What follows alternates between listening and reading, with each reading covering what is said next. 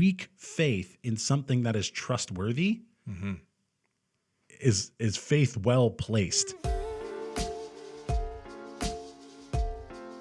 It was then that I started to see all these stories in scripture where Jesus is shockingly gracious to doubters. A father comes to him and his boy is paralyzed and he asks Jesus to do something. And Jesus says, anything's possible for those who believe. The father says, I believe. Help me with my unbelief. Whoa.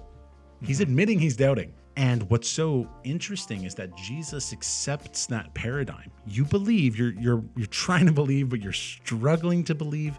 And then Jesus heals his son. He gives him a supernatural gift to a doubter.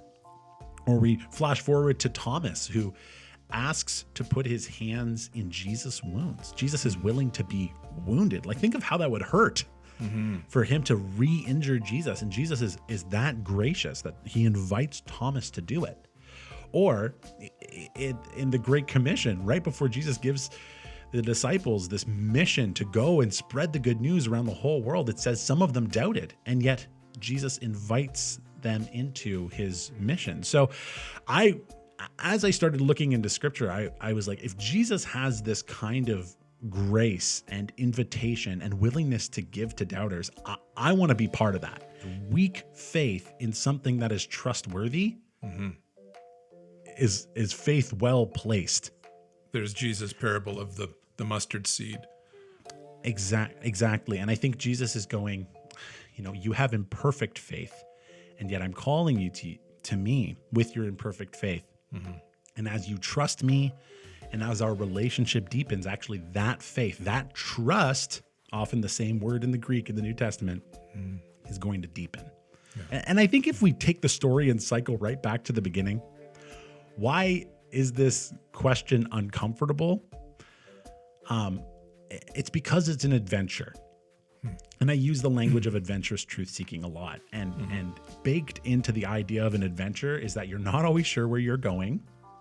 There's always an element of risk, and it always changes the adventurer. Yeah.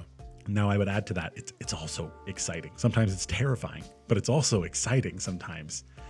And I think as we realize, if we want to go from a place of doubt to a place of confident belief, it's actually going to take a lot of change of who we are. And not everyone loves change. I'm not someone who necessarily loves change. When I was a kid, someone would say, 10 years from now, you're going to be a totally different person than you are today.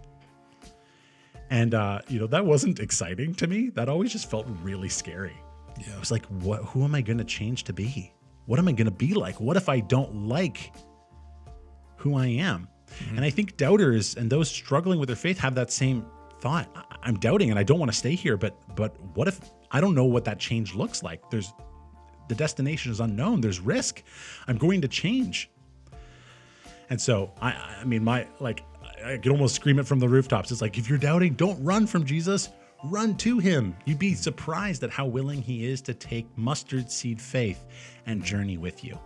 That clip was from a chat I had with my friend Scott, where I told him all about what it was like to doubt and deconstruct my faith while also pastoring. If you want to hear the whole story and learn about how I came back to a place of confident belief, click that video right there.